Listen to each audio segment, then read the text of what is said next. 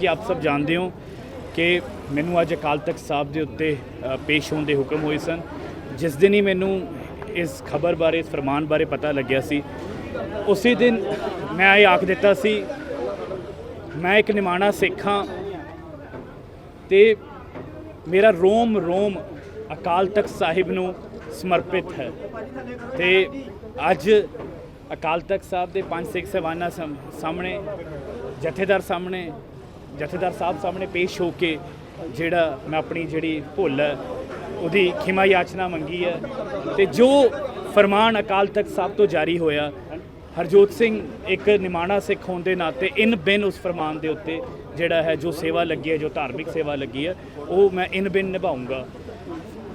मैं जो कुछ भी हाँ जी, मैं बड़े साधारण परिवार तो आंदा। मैनू याद है मैं बचपन दे विच जदों दरबार साहब आंदा सी तो मैं अकाल तख्त साहब जदों नतमस्तक हुंदा सी तो मैं अपने 6वें पातशाह धन धन श्री गुरु हरगोबिंद साहब जी के चरनां च अरदास करदा सी।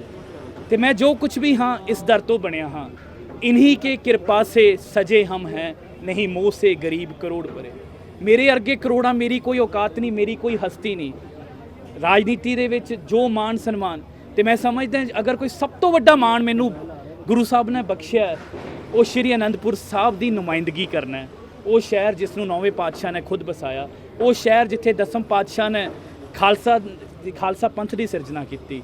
मैं सब कुछ, मेरी कोई हस्ती नहीं, मेरी कोई औकात नहीं, मेरी कोई समझ नहीं, मेरे को कोई इदां की चीज़ नहीं जिहदे ते मैं मान कर सकदा।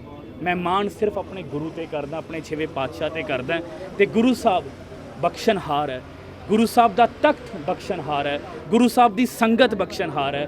मैं क्योंकि अकाल तख्त साहब के उत्ते कोई दलील नहीं, कोई स्पष्टीकरण नहीं। मेरा सीस अर्पण है, मैं पहले ही कहा सी कोई दलील अज भी तो पूछा मैं, कोई दलील नहीं, कोई कुछ नहीं।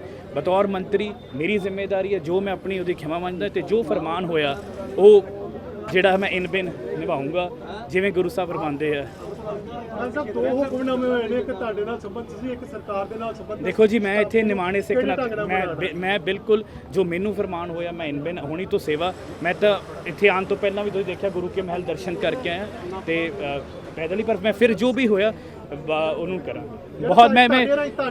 मैं एक होर मेरी बेनती है जी, क्योंकि अकाल तख्त साहब तो उत्ते कुछ नहीं तो कोई भी सवाल जवाब, कोई भी मेरी बेनती है, ये मेरी निजी आस्था भी है, आप जी नूं भी बेनती है, मेरी निजी आस्था है। कोई भी मैं थानू इको स्टेटमेंट कि मैनू जो फरमान होया इन बिन मेरे लिए रब्बी हुक्म है, रब्बी फरमान है, 6वें पातशाह का फरमान है। तो इस दर दे हाँ जिथे जो फरमान होया जिथे जिथे जो फरमान है पूरे करेंगे। तो दूज हाँ जी हुणी गुरु के महल तो हुणी जावांगे, जिथे जिथे होगा आप जी नूं दसदे रहांगे, पूरा करांगे। तो इत्थे आके अकाल तख्त दा भी दसांगे।